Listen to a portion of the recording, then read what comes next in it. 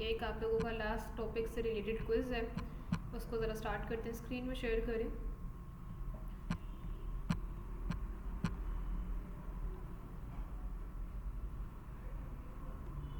जी screen visible है।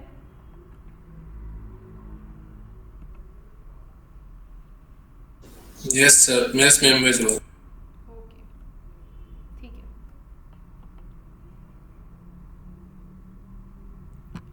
अच्छा जी, अब हमने क्या करना है, सबसे पहले तो अपना फोल्डर ओपन करते हैं और उस पर जो है वर्किंग स्टार्ट करते हैं।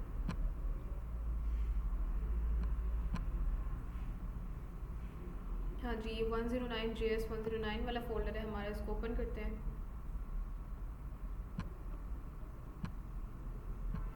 अच्छा स्टूडेंट्स, कल आप लोगों की क्लास होगी, ऑनलाइन क्लास जो जैसा कि मैंने कहा था, और उसकी टाइमिंग्स आप लोगों की 12 से 1, ठीक है।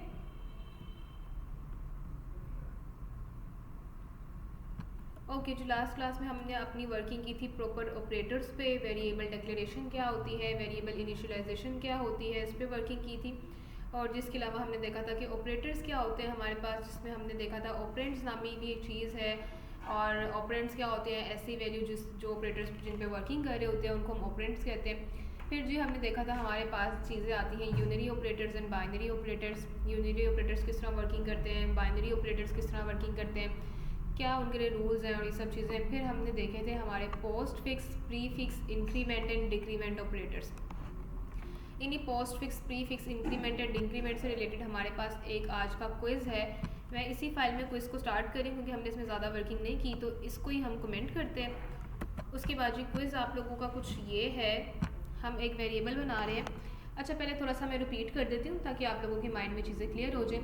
पोस्ट फिक्स का मतलब क्या होता है, आपके पास पोस्ट जो वर्ड है उसका मतलब है बाद में। अगर हम पोस्ट फिक्स इंक्रीमेंट की बात देखें तो उसका मतलब कुछ ये होगा कि आपके पास वैल्यू अगर हमने लिखी है, कोई भी वैल्यू लिखी है और उसमें पोस्ट फिक्स इंक्रीमेंट हो रहा है, तो पहले आपकी वैल्यू प्रिंट होगी, नेक्स्ट टाइम के लिए उस वैल्यू में 1 एडिशन हो जाएगी और वो आपको नेक्स्ट टाइम जब आप उसको यूज़ करेंगे तो वो 1 एडिशन के साथ होगी।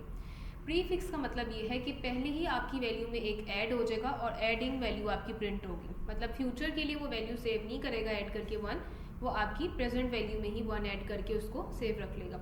आज हमारी क्लास की स्ट्रेंथ कितनी है, हाउ मेनी स्टूडेंट्स? सिर्फ 6 स्टूडेंट्स हैं आपकी क्लास में। आज की क्लास की रिकॉर्डिंग नहीं होगी तो इसको उस हिसाब से मैनेज करना है जो प्रेजेंट स्टूडेंट है आज की क्लास में। अटेंडेंस आप लोगों की हो गई है। जो प्रेजेंट स्टूडेंट है आज की क्लास की, ये इस हिसाब से मैनेज कर लें। रिकॉर्डिंग में आज की क्लास की प्रोवाइड नहीं करूँगी क्योंकि स्टूडेंट्स की स्ट्रेंथ बहुत कम है। अच्छा जी, अब हम अपना ज़रा कुछ यही डिस्कशन कर लेते हैं। प्री फिक्स इंक्रीमेंट में जैसे देखा, इसी तरह डिक्रीमेंट में भी होता है कि एडिशन पहले हो जाएगा अगर हम प्री फिक्स डिक्रीमेंट की बात करें, और बाद में हमारी वैल्यू उस तरह प्रिंट हो जाएगी। अगर पोस्ट फिक्स डिक्रीमेंट की बात करें तो एडिशन बाद में होगा जबकि वैल्यू हमारी पहले विजिबल हो जाएगी। अब जस्ट हम एक वेरिएबल बना रहे हैं वेर a इक्वल्स टू 5। इस टाइम पे मेरे पास जो है a की वैल्यू 5 है। अब मैं कुछ ये काम करने लगी हूँ, कंसोल डॉट लॉग में प्रिंट करने लगी हूँ कुछ इस तरह से, कंसोल डॉट लॉग। सबसे पहले मैं कर रही हूँ जी ए में आपका पोस्ट फिक्स इंक्रीमेंट, उसके बाद हम ए की वैल्यू को जस्ट ऐसे ही कंसोल डॉट लॉग में प्रिंट करवा देंगे। सिंपल, पहले हमने इंक्रीमेंट किया, जस्ट हमने उसको ऐसे ही प्रिंट करा दिया। अब मैं कंसोल डॉट लॉग कर रही हूँ उसी ए की वैल्यू के साथ प्री फिक्स इंक्रीमेंट में, और देन फिर मैं ए की वैल्यू दोबारा से वैसे ही प्रिंट करा रही हूँ। मुझे जल्दी से इसकी आउटपुट जो है वो आप लोग ग्रुप में राइट करके भेजें कि क्या आउटपुट होगी, बल्कि आप लोग मुझे ऐसे ही बता दें, मैं ऐसे लिख लेती हूँ।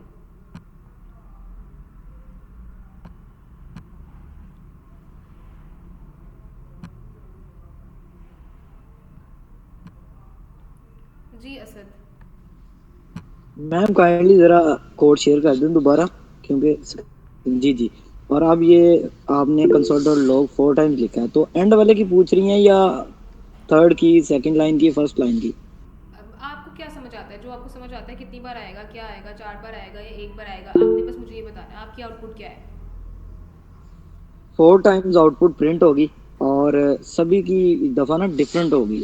अब ठीक अगर है, आप कहती हैं तो इसकी मैं डिटेल्स दे देता हूँ, जिस तरह कहते हैं आप। आप मुझे बताइए ना फर्स्ट टाइम पे क्या आएगा, सेकंड टाइम पे क्या आएगा, इस तरह से। जी वेरी सर। फर्स्ट टाइम पे तो 5 प्रिंट होगा, ठीक है, देन। उसके बाद 6 प्रिंट होगा, ओके। सेकंड लाइन पे 6, थर्ड लाइन पे भी 6 प्रिंट होगा और फोर्थ लाइन पे 7 प्रिंट होगा। ओके जी, ये हमें बताया असद ने। ठीक है असद, अभी हम देख लेते हैं किसकी आउटपुट जो है वो ठीक है। नेक्स्ट कौन बताएगा? जाहिद, जाहिद ने बताया, मैम ये ये जाहिद जाहिद ने बताया, मैंने नहीं बताया अभी। ओके ओके, जाहिद आपने बताया, ठीक है जी। असद अब आप बताएं। मैम पहली लाइन पे 5 आएगा, प्रिंट होगा। ठीक है, देन दूसरी पे 6, तीसरी पे 7 और अगली पे भी, और एंड वाली पे 8। ओके असद आपने बताया ये। जी ओके जी, नेक्स्ट कौन बताएगा? ये आप लोगों का लाइव इंटरव्यू चल रहा जी है। जी, पहले वाले पे 5, ओके नेक्स्ट। सेकंड पे 6, थर्ड एंड फोर्थ पे 7 7। ओके, ये हमें बताया वकास ने। ठीक है जी, नेक्स्ट कौन बताएंगे?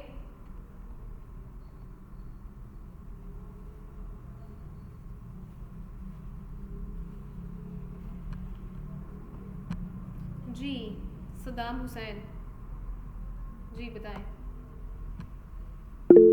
जी मैम जरा को जी आवाज़ आ रही है? जी जी आपकी आवाज़ आ रही है। मैम पहले पे आएगा 7 7 एस, जो मुझे लग रहा है। ठीक है अच्छा, और सेकंड पे 6 आएगा, ओके ठीक है और थर्ड पे 5, लास्ट पे 6। ओके ठीक है गुड जी। नेक्स्ट कौन बताएगा?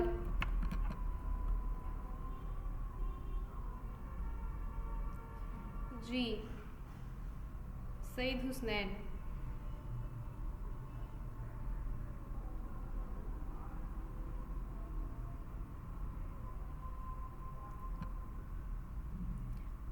जाहिद आपने हैंड अभी रेस किया या पहले से आपका हैंड रेस है? जी अभी की है। जी बताएं। अगर एडिटेबल है यानी आप अमेंड कर सकते हैं तो मेरी जो थर्ड आउटपुट है ना उसको भी काइंडली 7 कर लें। नो नो, अब तो बिल्कुल भी एडिटेबल नहीं है क्योंकि इंटरव्यू एक टाइम पे सवाल होता है, इसको बाद में देखेंगे हम। अच्छा जी सईद जी ठीक है। हुसनैन, सईद हुसनैन आप बताएं।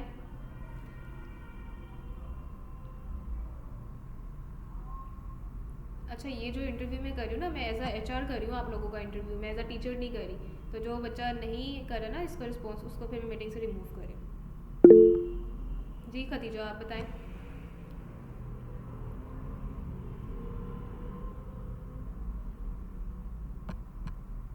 मैम आपको आवाज आ रही है? जी बच्चे आपकी आवाज़ आ रही है। कोड शो कर दे। देखें। फर्स्ट पे 5, ओके देन 6, ओके फिर 7 और लास्ट पे भी 7। ओके जी, नेक्स्ट कौन बताएगा? जी मुहिबुल्ला आप बताएं। मैम पहले 5, ओके नेक्स्ट। फिर 6, फिर 7 और फिर 7। ओके जी जी नेक्स्ट कौन?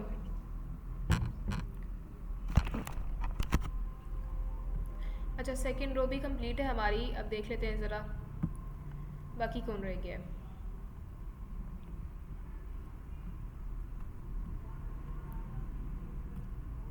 आयशा अपना माइक अनम्यूट करें। आयशा मैम जी बेटा। आवाज आ रही है? जी आपकी आवाज़ आ रही है। जी आपकी आवाज आ रही है। मैम मैंने अभी क्लास ज्वाइन किया है तो मुझे नहीं पता ये क्या कुछ भी बता करवा दो। रही हैं आप। कुछ भी बता। नंबर बतानी है? आपने लास्ट क्लास अटेंड की थी? आपने लास्ट क्लास अटेंड की थी? जी की थी पर सही से नहीं हुई थी नेटवर्क की वजह से। ओके बस आपने इसका रिस्पॉन्स देना है। ओके बस आपने इसका रिस्पॉन्स देना है।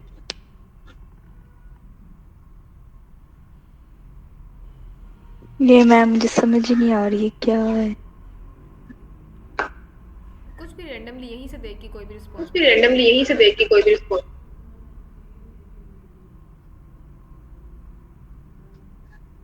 मैम नहीं आ रही समझ। ठीक है जी। सईद हुसनैन, आपका नेम मैंने मल्टीपल टाइम्स कॉल किया है, आपको आवाज़ नहीं आ रही मेरी?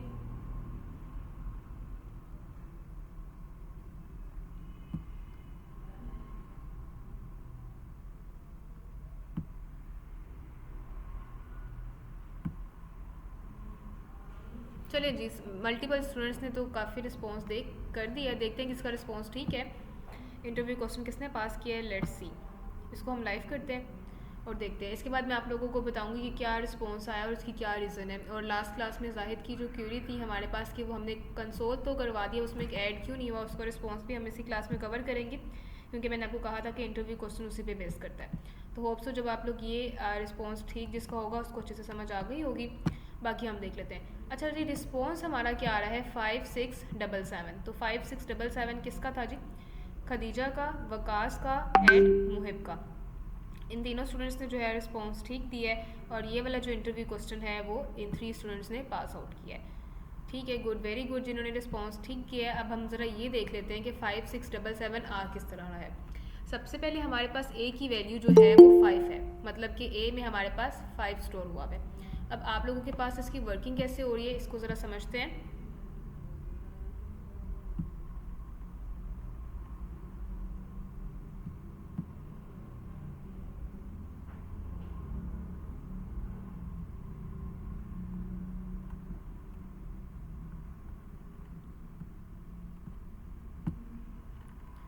ओके जी, यहाँ पे हम ज़रा वर्किंग समझ लेते हैं किस तरह इसकी वर्किंग हो रही है। सबसे पहले हमारे कंटेनर में जो है वो 5 स्टोर हो रहा है। अगर हम 5 को अपने यहाँ पे पोस्ट फिक्स इंक्रीमेंट कर रहे हैं तो इसका मतलब ये है कि 5 पहले एज इट इज़ प्रिंट हो जाएगा, लेकिन नेक्स्ट टाइम कभी भी हम फ्यूचर में ए को यूज़ करेंगे तो वो जो 5 है वो 6 बन चुका होगा। इसीलिए जब हमने पहले यहाँ पे कंसोल और लॉग में ए को जो प्रिंट किया है तो वहाँ पे हमारे पास 5 प्रिंट हुआ है और नेक्स्ट टाइम के लिए ए की वैल्यू 6 हो चुकी थी और वो एक 6 जो है वो स्टोर हो चुका था। फिर जब हमने ए को प्रिंट किया तो ए की वैल्यू हमारे पास यहाँ पे 6 प्रिंट होगी। देन नेक्स्ट टाइम के लिए अब हम क्या कर रहे हैं, प्री फिक्स इंक्रीमेंट को यूज़ कर रहे हैं। इसका मतलब ये है कि पहले वैल्यू में एक ऐड होगा, तो जब आपकी वैल्यू में एक ऐड हो गया तो यहाँ पे अब आपकी वैल्यू क्या हो जाएगी?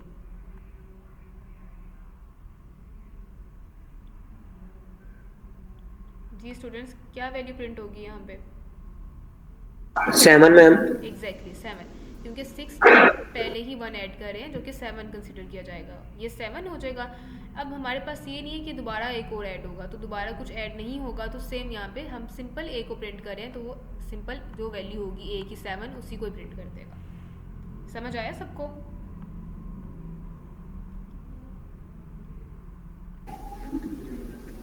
Yes ma'am. यस सबको क्लियर है? जिनका ये मिसकंसेप्शन थी किसमें, यहाँ पे हमारे पास सदाम और असद, जाहिद, आप सबको क्लियर है? जी मैम बिल्कुल। जी मैम क्लियर हो गया, लेकिन जो लास्ट क्लास में लाइंस ऑफ कोड्स थी अगर काइंडली आपके पास हैं अभी ऊपर फाइल में तो वो करें, उसमें जो एग्जैक्ट वैल्यू थी वो प्रिंट नहीं हो रही थी। वो मैंने आपको इसलिए बताया था ना, वो हम क्योंकि पहले ही प्रिंट कर रहे थे और हम बी को प्रिंट कर रहे थे, तो बी में तो इंक्रीमेंट नहीं हो रहा था, वैल्यू तो एक ही में इंक्रीमेंट हो रही थी। 1 मिनट रुके, हम यहाँ पे कुछ यही लास्ट फाइल पे वर्किंग थी ना हमारी, कुछ इसी पे वर्किंग कर रहे थे। यहाँ पे हमने उसको रिमूव कर दिया था, कुछ ये वाला काम कर रहे थे, इसको हम अनकमेंट कर रहे हैं। हम कुछ ये कर रहे थे, इसमें A++ चल रहा था, ठीक है। उसके बाद हमने इसको एज इट इज़ प्रिंट करवाया था, तो हमारे पास यहाँ पे ए की वैल्यू 4 ही विजिबल थी, जो कि हमारे ब्राउज़र में यहाँ पे आ रही थी। अब मैंने आपके लिए कुछ ये काम किया था, इसको हम पहले बी को प्रिंट कर रहे हैं, फिर हम नेक्स्ट पे कुछ ये कर रहे थे, वेयर डाटा के नाम से एक वेरिएबल बना रहे हैं और उसमें हम करें हैं B+3, ठीक है, यही काम कर रहे थे ना। उसके बाद हम यहाँ पे कंसोल और लॉग में अगर लिख दें डाटा को, तो अब आपके पास क्या वैल्यू आनी चाहिए? बी में देखो हमारे पास जो वैल्यू है ना, ये बी में हमारे पास है 4, क्या है जी, बी में 4 पड़ा हुआ है। बी में हमारे पास ए की वैल्यू 4 एग्जैक्टली। 4+3 हमारे पास क्या होता है? 4+3 तो हमारे पास 7 होता है, तो इसीलिए यहाँ पे 7 आ रहा है ना। अब आप ये चीज़ कंफ्यूज कर रहे थे, मेरा ख्याल है उस टाइम पे, कि आप समझ रहे थे कि वो बी की वैल्यू में भी एडिशन हो रहा है, लेकिन एडिशन तो ए की वैल्यू में होगा। अगर मैं यहाँ पे ए लिखूंगी ना तो ए की वैल्यू अभी 4 थी, अब 5 हो गई होगी। समझ आया? जी मैं समझ गया। ठीक है, क्योंकि अगर एग्जैक्ट वो लाइंस ऑफ कोड्स शेयर हो जाती ना जो पिछली क्लास में थी, तो उसमें था थोड़ा सा डिफरेंस था। उसके आउटपुट में भी डिफरेंस था। वो यही इसी तरह डिफरेंस था ना जैसे इसमें आ रहा है, हमने इसी तरह यही तो काम किया था कि हम यही मैम, यही मसला था उस दिन। कि आपके पास जो ठीक है, अब क्लियर है। से जो है वो 7 आ रहा था, क्योंकि हम आपको लग रहा था कि वो b की वैल्यू में एडिशन हो रहा है। देखो वैल्यू तो a की एडिशन हो रही है ना, तो b की वैल्यू तो वही रहेगी। b की वैल्यू में हम क्यों एक ऐड कर रहे हैं? b की वैल्यू जो एक एडिशन वाली उसमें सेफ रहेगी, बाद में a की वैल्यू में एक ऐड होकर सेव हो रहा है ना। तो फिर हम अगर a यूज़ करेंगे तो उसकी एडिशन वाली वैल्यू यूज़ की जाएगी, जो कि अब हमारे पास 5 हो गया होगा, और 5 और 3 8 होता है। ठीक है, अगर हम b को यूज़ करेंगे, b में तो a की वही पुरानी वैल्यू स्टोर होगी, उसमें तो कुछ एडिशन नहीं ना होगा, क्योंकि पहले ही वहाँ पे प्रिंट कर दिया हमने। लास्ट क्लास में हम इसी तरह की जी लॉजिक कर ठीक रहे है, थे, कंसेप्ट और यही है। ठीक है, क्लियर है? कंसेप्ट क्लियर हो गया कि जब लाइन ऑफ कोड जब रन करेगी तो फर्स्ट टाइम वही वैल्यू स्टोर हो जाएगी, और जब वो लाइन ऑफ कोड रन कर जाएगी देन उस कंटेनर में एक इंक्रीमेंट के साथ चले जाएगी वैल्यू ना। और उसी वैल्यू में अगर हमने a में किया तो a की वैल्यू में एडिशन होगा। ठीक है, b में एडिशन नहीं होगा, a में ही एडिशन होगा। जी ठीक है। और किसी का कोई कॉन्सेप्ट ऐसा लास्ट क्लास में जो क्लियर ना हुआ हो?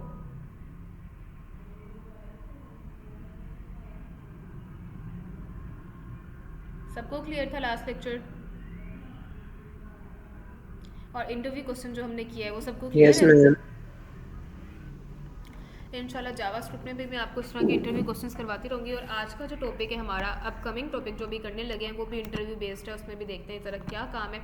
तो चलते हैं, एक न्यू फाइल क्रिएट करते हैं। यहाँ पे न्यू फाइल हम बना रहे हैं डेटा टाइप्स के नाम से, data types dot JS. Enter press करें। अब आपको पता हो इस चीज़ का कि हम जब भी वर्किंग करते हैं, जैसे कुछ डेटा ऐसा होता है जो कि नंबर्स की फॉर्म में होता है, कुछ डेटा ऐसा होता है जो कि कैरेक्टर्स की, लेटर्स की फॉर्म में होता है।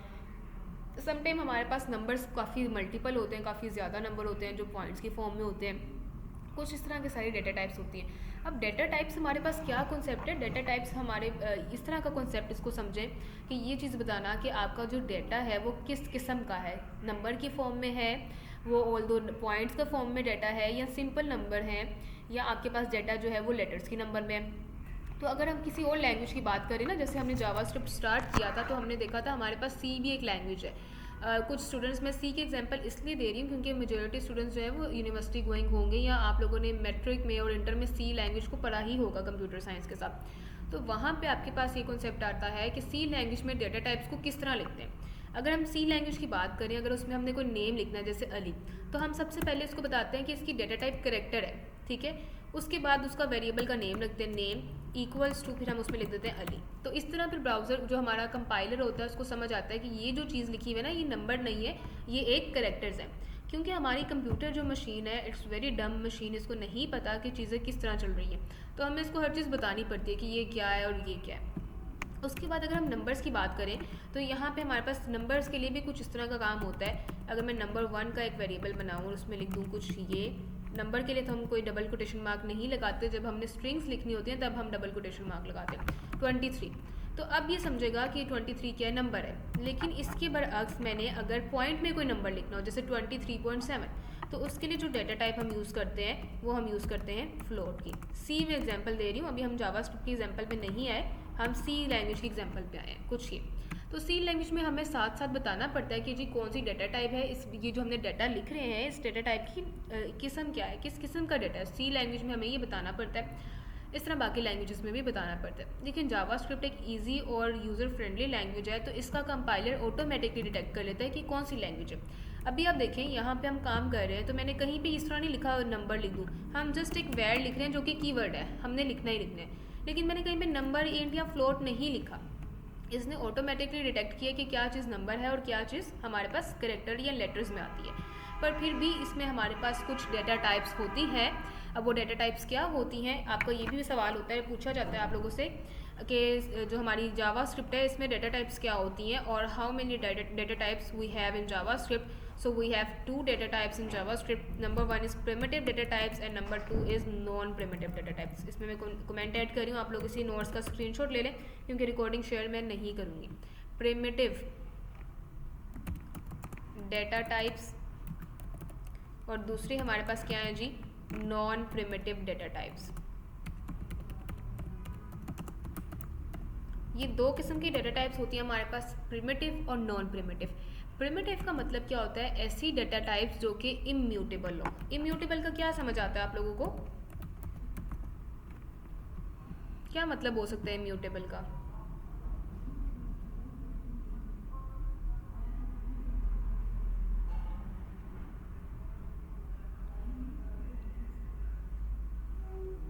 जी स्टूडेंट्स रिस्पॉन्स क्या करें, चाहे गलत ही जवाब दिया करें, एटलीस्ट जवाब दिया करें। इम्यूटेबल का क्या मतलब समझ आता है आपको? हाँ मैम, जो चेंज नहीं होता है। एग्जैक्टली इम्यूटेबल का मतलब होता है जिसको हम चेंज नहीं कर सकते, नॉट चेंजेबल। तो जो प्रिमिटिव डेटा टाइप्स होती है ना वो इम्यूटेबल होती है, मीन्स कि हम उनको चेंज नहीं कर सकते हैं। जबकि जो नॉन प्रिमिटिव डेटा टाइप्स हैं वो हमारे पास म्यूटेबल होती हैं। अगर इम्यूटेबल का मतलब है कि हम उनको चेंज नहीं कर सकते, तो म्यूटेबल का क्या मतलब होगा कि हम उसको चेंज कर सकते हैं, दे आर चेंजेबल। ऐसा ही है ना? जी जी, एडिटेबल जी हैं, चेंज। बिल्कुल बिल्कुल मैम। अच्छा, अब हम ये कर रहे हैं कि हम देख लेते हैं कि प्रिमिटिव डेटा टाइप्स जो कि इम्यूटेबल हैं, जिनको हम चेंज नहीं कर सकते, उसमें कौन कौन सी डेटा टाइप शामिल होती हैं। तो उसमें हमारे पास एक नंबर की डेटा टाइप आती है, दूसरी हमारे पास आती है स्ट्रिंग की, जो हमारे पास किस लिए कौन सी डेटा टाइप यूज़ होती है इसको हम देखेंगे। अच्छा जी, फिर हमारे पास कौन सी डेटा टाइप आती है, नल की एक डेटा टाइप होती है, बूलियन की डेटा टाइप है, फिर हमारे पास अनडिफाइंड के नाम से भी एक डेटा टाइप होती है जावास्क्रिप्ट में। अब ये जो बूलियन और अनडिफाइंड और नल है ना, ये जावास्क्रिप्ट की वजह से मोस्टली कॉमन है और जावास्क्रिप्ट में यूज़ है। स्ट्रिंग होगी, नल होगी, बूलियन होगी, अनडिफाइंड होगी, ये हमारे पास जो डेटा टाइप्स हैं ये हमारे पास है जी आपकी प्रिमिटिव डेटा टाइप्स हैं। ठीक है जी। अब नंबर हमने जैसे एज लिखा हुआ है, कोई भी नंबर होगा तो चाहे वो पॉइंट में हो चाहे वो पॉइंट के बगैर हो, कोई भी नंबर है तो उसको हम नंबर की डेटा टाइप में रखते हैं। कोई भी हमने लेटर या करेक्टर कुछ भी एबीसी से रिलेटेड चीज़ लिखनी है तो उसको हम स्ट्रिंग में रखते हैं। नल, बुलियन और अनडिफाइंड क्या है इसको हम ज़रा बाद में देखेंगे। उसके बाद हमारे पास कौन सी आती है डेटा टाइप्स, इस पर चलते हैं। जो हमारी नॉन प्रिमिटिव डेटा टाइप्स होती हैं उसमें हमारे पास आते हैं एरेज एंड ऑब्जेक्ट्स। कुछ ये एरेज एंड ऑब्जेक्ट्स में हमारे पास ये नॉन प्रिमिटिव डेटा टाइप्स में आते हैं। अब ये एन नहीं आएगा, ओ बी है।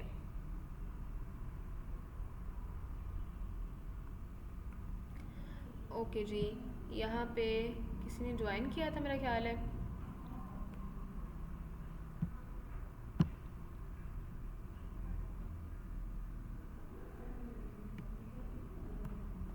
ओके, हाँ जी, यहाँ तक आप लोगों को क्लियर है स्टूडेंट्स? जी।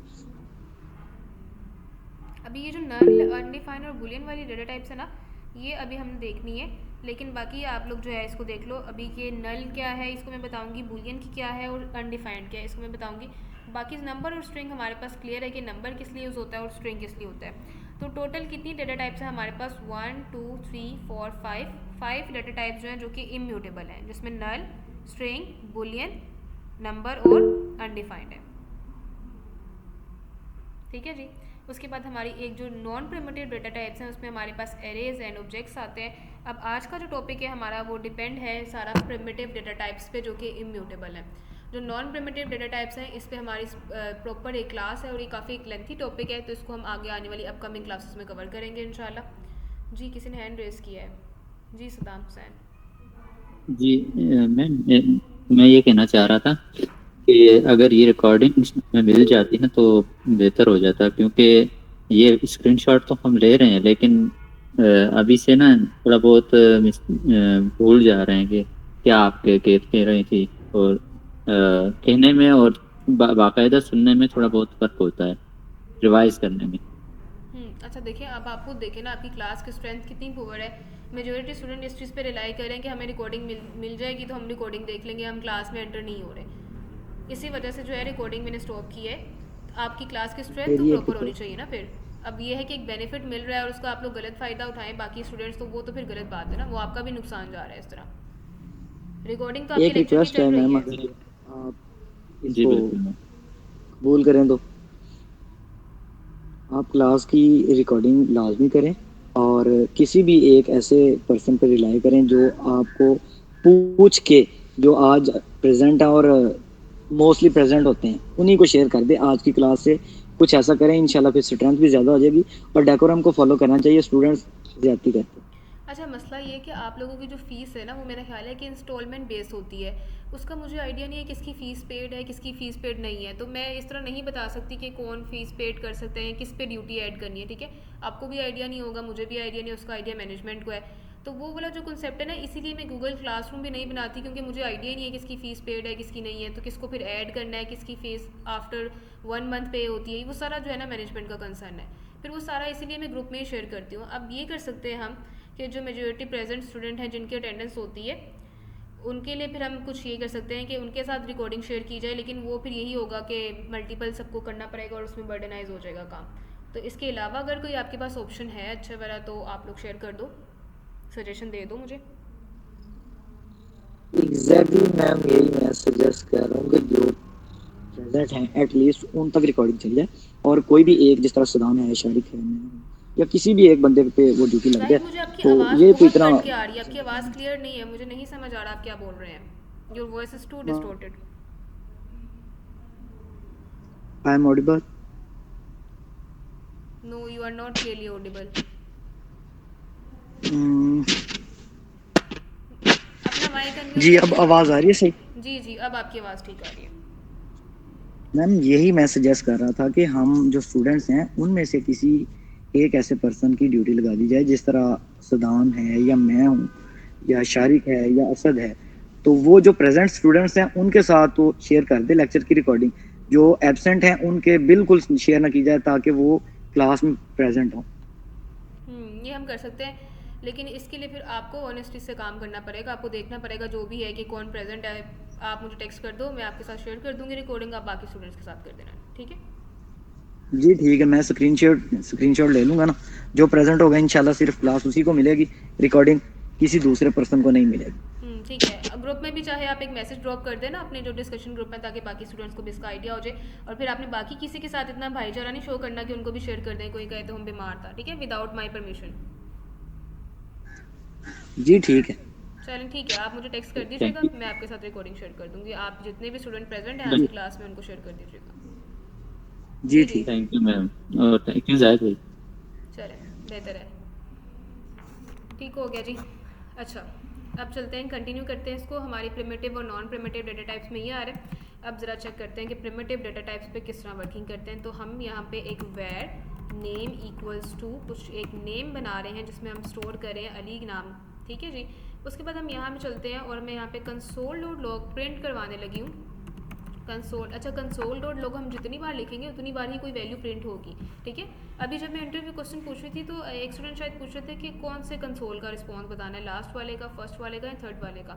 तो इसमें जितनी बार कंसोल लिखेगा, जैसे हमने 4 टाइम कंसोल लिखा है, तो 4 टाइम ही आपकी कोई ना कोई आउटपुट प्रिंट होगी। ओके, अब यहाँ पे हम करने लगे हैं जी टाइप ऑफ एक मेथड होता है हमारे पास आपकी उस जो आपने वेरिएबल बनाया उसकी टाइप जानने का, टाइप ऑफ नेम। अगर हम नेम की टाइप जान लें तो इसका क्या मतलब होगा। अच्छा, अगर ज़रा मैं यहाँ पे आपको लेके जाऊँ, जावास्क्रिप्ट हमने ओपन किया हुआ, इसका कंसोल ज़रा हम ओपन करें अभी, राइट क्लिक करके इसके कंसोल टूल्स में चलें। ये वर्किंग क्यों नहीं कर रहा। ओके, ऑलरेडी ओपन है कंसोल। अच्छा, हमने यहाँ पे एक फ़ाइल जो है डेटा टाइप्स की मिला से लिंक नहीं किया। पहली चीज़ तो ये index.html की फ़ाइल में उसका हमने यहाँ पे देखना है, सॉर्ट आउट करना है उसको। डेटा टाइप्स की फ़ाइल को लिंक करना है यहाँ पे डेटा टाइप्स.js कुछ ये, और यहाँ पे इसको कोटेशन मार्क को क्लोज करना है। अब हमने ये फ़ाइल लिंक कर दी है। आपके पास यहाँ पे ना कुछ एक एरर आया है, सॉरी वो एरर इसलिए आया था क्योंकि हमारे पास जो है ना, वो एरर क्यों आया था जी, पहले आप लोग ज़रा मुझे बताएं वो एरर क्यों आया था। अभी मैंने फ़ाइल लिंक की थी तो एक एरर आया था हमारे पास, वो किस चीज़ का एरर था। वो 404 का जो आपका एरर आता है ना, इन एनी केस अगर आप में से भी किसी के पास वो एरर आए तो वो इसलिए होगा क्योंकि आप लोगों की फ़ाइल सही से लिंक नहीं हुई होती। अभी हमने ऑटो सेव किया हुआ ना, तो एक फ़ाइल हमने रिमूव की, जैसे इसका एक पाथ गलत हो गया, इसीलिए उसने डायरेक्टली ऑटो सेव की वजह से हमें 404 का एरर दे दिया था कि आपकी फ़ाइल सही से लिंक नहीं है। अब हमने लिंक की है तो उसने हमें प्रॉपर उसकी रिजल्ट शो कर दी है, ठीक है। अब ये जो है ना वॉइस डिस्टॉर्शन वो इस वजह से रिटर्न कर है कि आपको उसको एक बार रिलोड इनेबल करना है। अब देखिए यहाँ पे कंसोल में आपको क्या चीज़ विजिबल है, कंसोल में आपको स्ट्रिंग विजिबल है। क्यों स्ट्रिंग विजिबल है, उसने हमें प्रॉपर डेटा टाइप बताई है उसकी। स्टूडेंट्स व्हाट्स द मैटर, क्या है, हैंड रेज क्यों कर रहे हैं आप। मैम एक तो आप स्क्रीन स्टक हो रही है, और मैम वॉइस नहीं आ रही है आपने आपकी। जी आपने जो 404 की थोड़ी सी डिस्क्रिप्शन या डिटेल्स दी है ना, वो सारी गई हवा में, आवाज़ बिल्कुल नहीं आई। Okay, let me share the screen again. मैं स्क्रीन दोबारा शेयर कर रही हूँ, मुझे बताइएगा विजिबल है कि नहीं।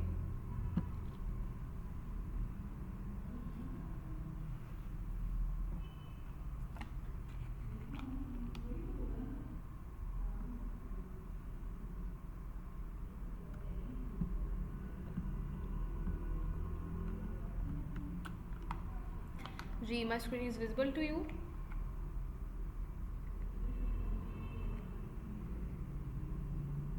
यस मैम, अभी आ रही। Yes ma'am, visible. Voice is clear?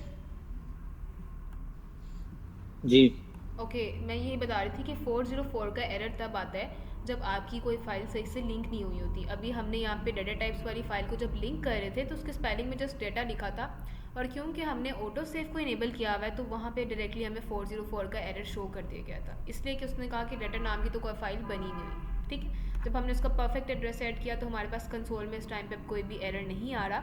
और जो टाइप ऑफ एक फंक्शन होता है आपके पास, फंक्शन क्या होता है, एक तरीका है आपके पास, समझ लें, एक तरीका है जिससे आप अपने वेरिएबल की टाइप जान सकते हैं कि ये कौन सा टाइप है, क्योंकि यहाँ पे हम मेंशन नहीं करते हैं जावास्क्रिप्ट में कि ये नंबर टाइप का वेरिएबल है, स्ट्रिंग टाइप का वेरिएबल है, या बुलियन टाइप का। तो टाइप ऑफ उस वेरिएबल का नेम, तो आप उस वेरिएबल की टाइप उस तरह जान सकते हैं। जैसे हमने ये स्ट्रिंग में लिखा हुआ है तो जावास्क्रिप्ट ने ऑटोमेटिकली हमें बताया कि जी ये आपके पास स्ट्रिंग की डाटा टाइप है। अब हम एक दूसरा वेरिएबल बनाते हैं वेर नेम के नाम से, वेर एज के नाम से बनाते हैं, वेर एज इक्वल्स टू 89। अब 89 जो हमने एज सेव की है इसमें, अगर इसमें कंसोल डॉट लॉग, एक चीज़ और बता दूं, अगर आप खाली LOG लिखें और यहाँ से इसकी बॉयलर प्लेट को चूज़ करें तो प्रॉपर कंसोल डॉट लॉग लिखने की ज़रूरत नहीं है आपको। टाइप ऑफ एज, एज की जो टाइप है आप यहाँ पे मेंशन करें तो ये अब आपको खुद बताएगा कि एज की टाइप आपके पास नंबर है, जो कि यहाँ पे विजिबल है, हमने कहीं पे नहीं लिखा। नंबर भी होगी, बुलियन भी होगी। जब हमने ये भी देख लिया कि जब हमने कब नंबर यूज़ करना है और कब हमने स्ट्रिंग यूज़ करनी है। स्ट्रिंग मतलब कैरेक्टर्स के लिए और नंबर मतलब नंबर के लिए। अब ज़रा चलते हैं बूलियन की डाटा टाइप में। बूलियन का मतलब होता है ट्रू और फॉल्स के लिए। इसमें सिर्फ दो ही वैल्यू होती हैं, ट्रू और फॉल्स। अगर तो कोई चीज़ ट्रू में और फॉल्स में आपने लिखा होगा कुछ इस तरह, मैं वेर बूल के नाम से वेरिएबल बना रही हूँ और इसमें मैं लिख रही हूँ ट्रू, तो ट्रू का मतलब है कि एग्जिस्ट कर रही है कोई भी चीज़। इसको अगर मैं कंसोल डॉट लॉग करूँ टाइप ऑफ बॉल, तो हमारे पास क्या आता है।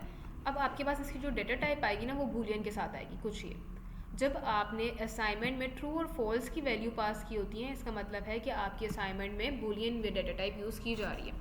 अब जी बारी आती है, अभी तक इतना इंटरव्यू क्वेश्चंस क्लियर है जी, कितनी डाटा टाइप्स हैं हमारे पास और क्या उनका नाम है और कौन सी डाटा टाइप्स इम्यूटेबल हैं और कौन सी म्यूटेबल हैं।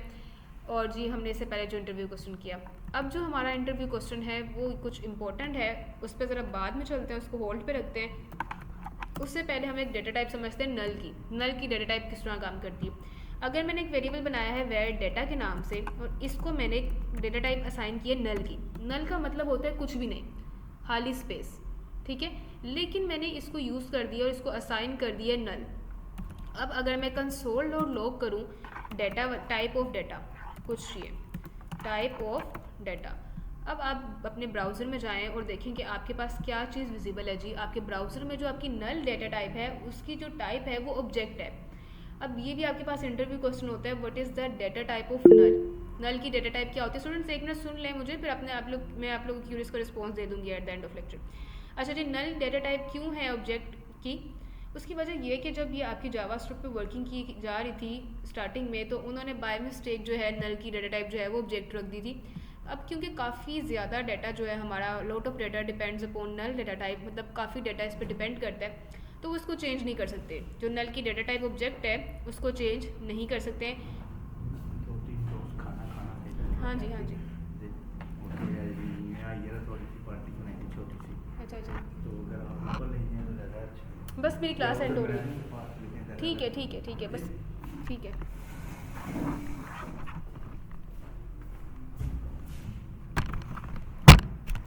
स्टूडेंट्स ज़रा 1 मिनट होल्ड कीजिएगा।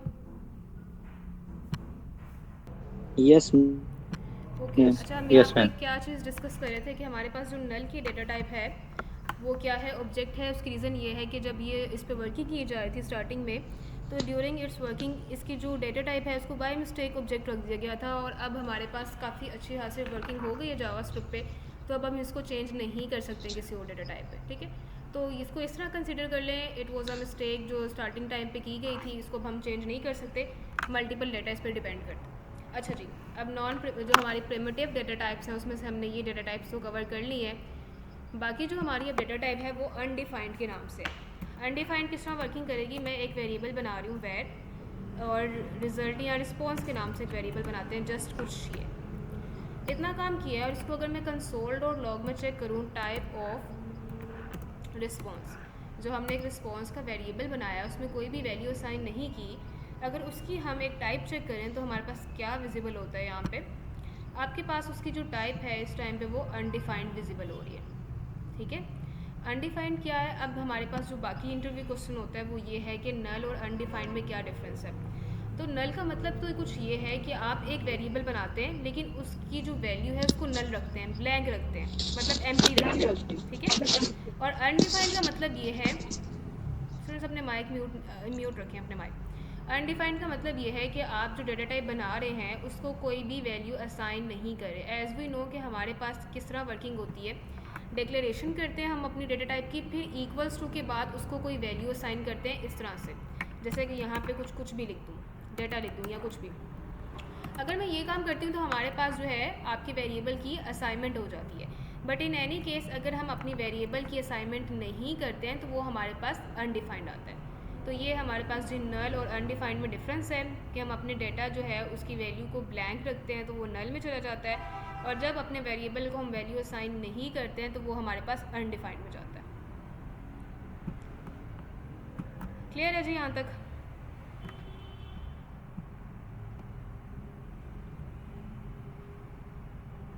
जी स्टूडेंट्स, कोई सवाल है तो पूछ लें आज की क्लास से रिलेटेड।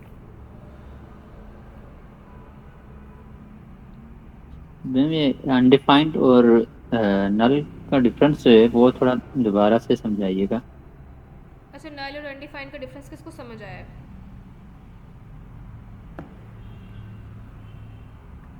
जी जाहिद आप बताएंगे नल और अनडिफाइंड में क्या डिफरेंस है? जी मोहिबुल्लाह आप बताएं।